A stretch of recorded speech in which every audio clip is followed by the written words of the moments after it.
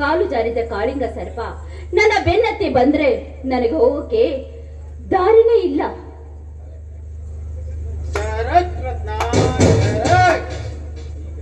ಈಗ ನಿನಗೆ ಇಲ್ಲಿಂದ ಹೋಗಲು ದಾರಿಯೇ ಇಲ್ಲ. ಯಾವ ದಾರಿಯಲ್ಲಿ ನೋಡಿದರೂ ಘಟ ಸರ್ಪಗಳೇ ಹೆಚ್ಚು. ಎಲೆ ಹೆಂಡ, ನನ್ನ ಕಣ್ಣು ತಪ್ಪಿಸಿ ಓಡಿ ಬಂದಾಗಲೇ ಗೊತ್ತಾಯ್ತು ನೀನೆಂತ ಚಾಲಾಕಿ ಹೆಣ್ಣೆಂದು. ಕೊಡು, ಕೈಯಲ್ಲಿರೋ ಸುಟ್ಕಸನ ಕೊಟ್ಬಿಡು, ಇಲ್ಲವಾದ್ರೆ ಉಳಿಯಲಾರದು ನಿನ್ನ ಕತ್ತು. ಕತ್ತು? ಎಲೆ ನಮ್ಮೂರ ಹಮ್ಮಿರ, ನೀನು ದಂಡಪಾಳ್ಯದ ಫೋಟೋಟಿ ಅಂತ ನನಗೆ ಚೆನ್ನಾಗ್ ಗೊತ್ತು. ನಾನು ಯಾಕೆ ಕೊಡ್ಬೇಕು ಈ ಸೂಟ್ ಕೇಸ್ ನಿನಗೆ? ನಾನು ಯಾರು? ಎಲೆ ಕಾಲು ಜಾರಿದ ಹೆಣ್ಣೆ, ನನ್ನ ಪ್ರೀತಿಯ ಹುಡುಗಿ ಎಂದು ನಿನ್ನನ್ನ ಗೋದಿಂದ ಕರೆತಂದು ನನ್ನ ಅರಮನೆಯಲ್ಲಿ ಕೂಡಿ ತಿನ್ನುವ ಪುಣ್ಯಗೆ ಸಾಕಿದ ನನ್ನನ್ನ ನೀನ್ ಯಾರು ಅಂತ ಕೇಳೋಷ್ಟು ಬುದ್ಧಿ ಮಾಡ್ತೇನೆ. ಬೇವರ್ಸಿ ನಾನಲ್ಲ. ಕಾಲು ಜಾರಿದ ಹೆಣ್ಣಿನ ರಹಸ್ಯ ರಾತ್ರಿಯಲ್ಲಿ ಸೆರಗಿನಲ್ಲಿ ಒದ್ದು ಮಲಗಿದ ನೀನು ಕಣೋ ಬೇವರ್ಸಿ. ಬೀದಿ ಬಸವೇ, ಇನ್ನೊಂದು ಆ ಮಾತೆತ್ತಿದ್ರೆ ಬೀಳುವುದು ನಿನ್ನ ದವಡೆ ಹಲ್ಲುಗಳು. ಸುಮ್ಮನೆ ಕೊಟ್ಟು ಬಿಡು ಕೈಯಲ್ಲಿರೋ ಸೂಟ್ ಕೇಸನ್ನ. ಏಯ್ ಜ್ವಾಲಾಮುಖಿ, ಈ ಸೂಟ್ ಕೇಸು ನಿಂದಲ್ಲ ಕಣೋ. ಹಗಲು ರಾತ್ರಿ ಬೇವರು ಸುರಿಸಿದ್ದು ನನ್ನ ಹಣ. ಈ ಸೂಟ್ ಕೇಸ್ನ ನಾನ್ ಯಾಕೋ ನೀನು ಕೊಡ್ಬೇಕು? ಶಾಬಾಷ್ ರಂಗನಾಯಕಿ, ಶಾಬಾಷ್.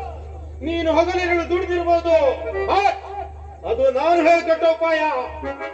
ಸುಮ್ಮನೆ ಆಳಿಸಿ ಮಾಡಿಕೊಳ್ಬೇಡ ಆನದ ಗಾಯ. ಇದು ಒಳ್ಳೆ ಸುಸಮಯ.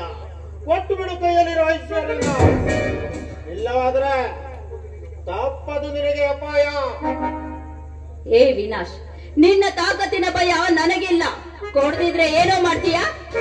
ಏನು ಮಾಡ್ತೀಯಾ? ಮೃತ್ಯು ಪಂಜರದ ಗೂಢಾಚಾರಿಯಾಗಿ ಮೃತ್ಯುವನ್ನೇ ಜಯಿಸಿ ಬಂದ ಮೃತ್ಯುಂಜಯ ನಾನು. ದಂಡಂ ದಶಗುಣ. ಈ ರಿವಾಲ್ವರ್ ಹೇಳುತ್ತ ಕಣ, ತಾನು ಕಣ್ಣಿಟ್ಟ ಶಿಕಾರಿ ಸೇರುವಳು ಯಮನಾಲಯಕ್ಕೆ. ಗುಡ್ ಬೈ ಕಣ.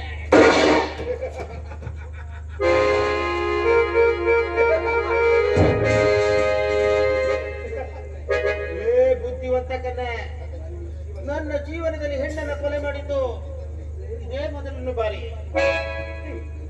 ಈ ನಿನ್ನ ಹೆಣ ರಣಹದ್ದುಗಳಿಗೆ ಆಹುತಿಯಾಗಲೆಂದೆ ನಿನ್ನನ್ನ ಇಲ್ಲೇ ಬಿಟ್ಟು ಹೋಗ್ತಾ ಇದ್ದೀನಿ.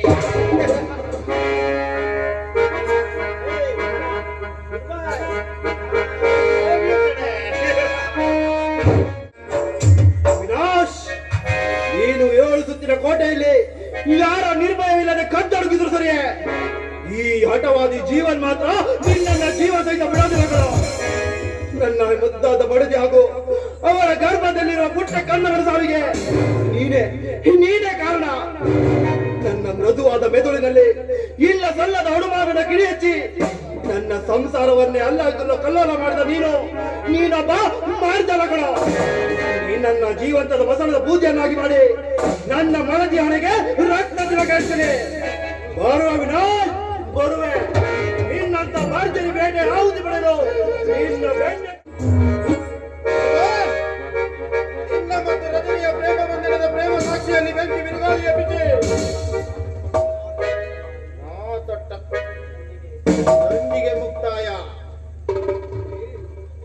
ರಜನಿ, ಅಂದು ನೀ ಮಾಡಿದ ತಪ್ಪಿಗೆ ನಿನ್ನ ಗಂಡನಿಂದಲೇ ನಿನ್ನ ಬದುಕನ್ನೇ ಅಲ್ಲೋಲ ಕಲ್ಲೋಲ ಮಾಡಿದೆ.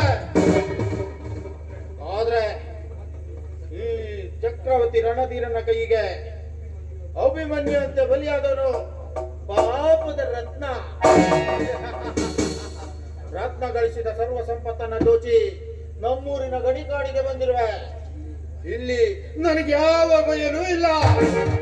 ಇಲ್ಲಿಂದಲೇ ನನ್ನ ಹೊಸ ಜೀವನ ಕಂಡುಕೊಳ್ಳಲೇಬೇಕು.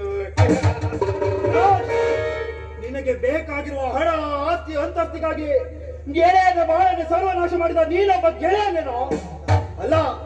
ಸಮಯ ಸಂದರ್ಭದಲ್ಲಿ ಗೆಳೆಯನ ಕತ್ತನೆ ಕತ್ತರಿಸಲು ಹೆಸದ ರಾಕ್ಷಸ ನೀನು. ಮುಚ್ಚಬಾಯಿ. ಕಟ್ಕೊಂಡಿರೋ ಹೆಂಡತಿಯ ಮೇಲೆ ನಂಬಿಕೆ ಇದೆ. ನನ್ನ ಮಾತನ್ನ ಕೇಳಿ ಪ್ರಾಣಕ್ಕೆ ಪ್ರಾಣಲು ಕೊಡಲು ಸಿದ್ಧನಿರುವ ಗೆಳೆಯನ ಮೇಲೆ ಹೆಂಡತಿಯ ಸಂಬಂಧ ಕಟ್ಟಿ ನಿನಗೆ ಸ್ನೇಹಿತನ ಬಗ್ಗೆ ಮಾತಾಡೋ ಯೋಗ್ಯತೆ ಇದೆಯೇನು? ಮಿತ್ರದ್ರೋಹಿ, ನನ್ನ ಸಂಸಾರವನ್ನೇ ಚಿತ್ರ ಮಾಡಿ ನನ್ನ ಯೋಗ್ಯತೆ ಬಗ್ಗೆ ಮಾತಾಡೋಕೆ ನೀನೇ ಬಂತು. ನನ್ನ ಸುಂದರ ಬಾಳನ್ನೇ ಅಲ್ಲಲ ಕಲ್ಲಲ ಮಾಡಿ ನಾನು ನನ್ನ ಪ್ರಾಣಕ್ಕಿಂತ ಹೆಚ್ಚಾಗಿ ಪ್ರೀತಿಸಿದ ನನ್ನ ರಜನಿಯನ್ನ ಸಾಯುವಂತ ಪರಿಸ್ಥಿತಿಗೆ ನನ್ನ ನಿನ್ನನ್ನ ತುಂಡು ತುಂಡಾಗಿ ಕತ್ತರಿಸಿ ಕಾಗಿ ಹೊತ್ತುಗಳಿಗೆ ಔತಣ ನನಗೂ ನನ್ನ ಮನದಿಗೆ ಆತ್ಮಗೂ ಸಮಾಧಾನ. ನನ್ನನ್ನು ಸಾಯಿಸಿದ್ರ ನಿನ್ಗೇನು ಸಿಗ್ಲಾರ್ದು. ನೋಡು, ನಾನು ಮಾಡಿದ ತಪ್ಪಿಗೆ ನಿನ್ನಲ್ಲಿ ಕ್ಷಮೆ ಕೇಳ್ತೀನಿ ಕಣ. ಬಿಟ್ಟು ನನ್ನನ್ನು ಏನು ಮಾಡಬೇಡ. ಇಲ್ಲ, ಬಿಟ್ಟು ಬಿಡು. ಇಲ್ಲ, ಇವತ್ತು ನಿನ್ನ ಜೀವ ಸಹಿತ ಬಿಟ್ರೆ ನನ್ನ ಹಾಗೆ ಅದೆಷ್ಟೋ ಪ್ರೇಮಿಗಳ ಬಾಳನ್ನು ಸರ್ವನಾಶ ಮಾಡಿ ಅವರ ಬಾಳಲ್ಲಿ ಬಿರುಗಾಳಿ ಎಬ್ಬಿಸಿ ಅಂತ ಹೇಳಕ್ಕಾಗಲ್ಲ. ನಿನ್ನಂತವನು ಚೀರಿ ಸತ್ತಾಗ್ಲೇ ಈ ಜೋಕದಲ್ಲಿ ನೀನು ಎಲ್ಲರಿಗೂ ನೀನು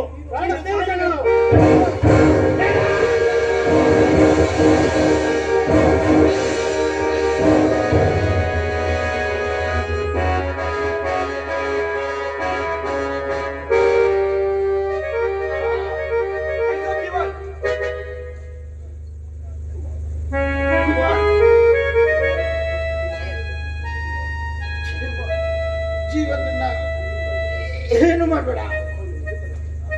ಅವನು ನಿರಪರಾಧಿ, ನಾನೇ ಅಪರಾಧಿ. ನನ್ನ ಮಾವನ ಮಗಳ ಆಸೆಗಾಗಿ, ಅವಳ ಆಸ್ತಿಗಾಗಿ ಒಂದೇ ಊಡಿನ ಹಕ್ಕಿಗಳ ಆ ಸುಖ ಸಂಸಾರದಲ್ಲಿ ಗಾಳಿ ಎಬ್ಬಿಸಿದ ನಾನೊಬ್ಬ ವಂಚಕ. ಮಿತ್ರ ಜೀವನ ಸಂಸಾರವನ್ನೇ ಚಿತ್ರ ಮಾಡಿದ ನಾನೊಬ್ಬ ಖದೀಮ. ಮಧ್ಯೆಯಲ್ಲಿ ವಿಷವನ್ನು ತುಂಬಿ ಮಾವನ ಸಕಲ ಆಸ್ತಿಯನ್ನು ಸಂಚು ಹೊಡೆಯಲು ನಿಂತ ನಾನೊಬ್ಬ ಕಳ್ಳ ವಂಚಕ. ಮುಗ್ಧ ಮಾನವ, ಕರುಣಾಮಯಿ, ಆಪತ್ ಅಣ್ಣ ತಂಗಿಯರುತ್ತಿದ್ದ ನಿಮ್ಮ ಮೇಲೆ ದ್ವೇಷ ಸಾಧಿಸಿದ್ದಕ್ಕಾಗಿಯೇ ನನ್ನ ಮಿತ್ರನಿಂದಲೇ ನಾನು ಸಾವು ತಂದುಕೊಂಡ್ಬಿಟ್ಟೆ. ಸಾರಿ ಕುಮಾರ್, ಸಾರಿ.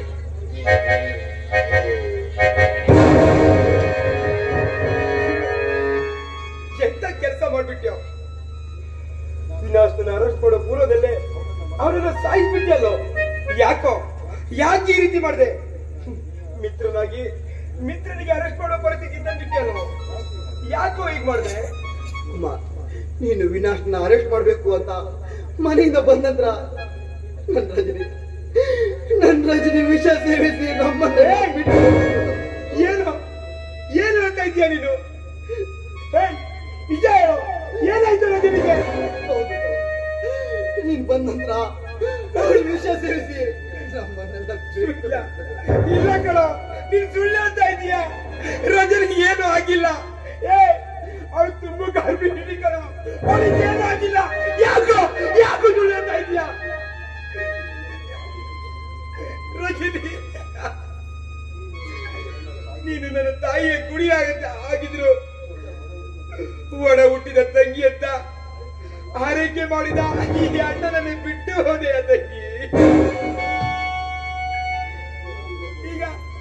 ಈಗ ನಾನಿಲ್ಲ ಯಾರಿಗೆ ತಂಗಿ ಅಂತ ಕರೀಲಮ್ಮ, ಯಾರಿಗೆ ತಂಗಿ ಅಂತ ಕರೀಲಿ? ನಾನಿಲ್ಲದ ಸಮಯ ನೋಡಿ ತುಂಬು ಗರ್ಭಿಣಿ ಆದ ನೀನು. ಮಗು ಇರುವ ಮೊದಲೇ ಎಂತ ತ್ಯಾಗ ಮಾಡ್ಬಿಟ್ಟೆ ಅಮ್ಮ.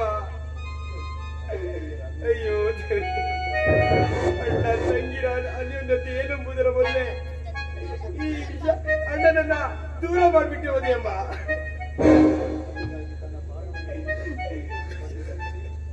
ತಂಗಿ, ಪತಿಗಾಗಿ ತನ್ನ ಪ್ರಾಣವನ್ನು ತ್ಯಾಗ ಮಾಡಿದ ಪತಿರೊತ್ತೆ ಕಣಪ್ಪ ನೀನು, ಪತಿರೊತ್ತೆ. ಎಲ್ಲರೂ ಗೊತ್ತಾಗುವ ಸಮಯದಲ್ಲಿ ನೀನ್ ಯಾಕಮ್ಮ ಆತ್ಮಹತ್ಯೆ ಮಾಡ್ಕೊಂಡೆ? ನೀನ್ ಯಾಕಮ್ಮ ಆತ್ಮಹತ್ಯೆ ಮಾಡ್ಕೊಂಡೆ? ಇನ್ ಮುಂದೆ ನಾನು ಯಾರಿಗ್ ತಂಗಿ ಅಂತ ಕರೀಲೋ? ಏಯ್ ಜೀವನ್, ಯಾರಿಗ್ ತಂಗಿ ಅಂತ ಕರೀಲೋ? ಯಾಕಮ್ಮ ಬಿಟ್ಟೆ?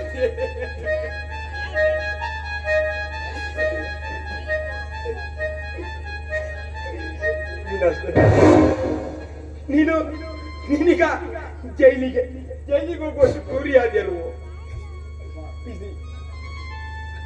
ಅರೆಸ್ಟ್ ಮಾಡಿ ಕುಮಾರ್, ಸಾಕಿದ ಸೋದರಿ ಮತ್ತು ಸತ್ತು ಹೋದಳೆಂದು ಪರಿಚಯಿಸುವುದಕ್ಕಿಂತ ನೀನೇ ಆ ದುಃಖವನ್ನು ಸಹಿಸಿಕೊಂಡು ಮುಂದಿನ ಕತ್ತೆ ಹೋಗಲು.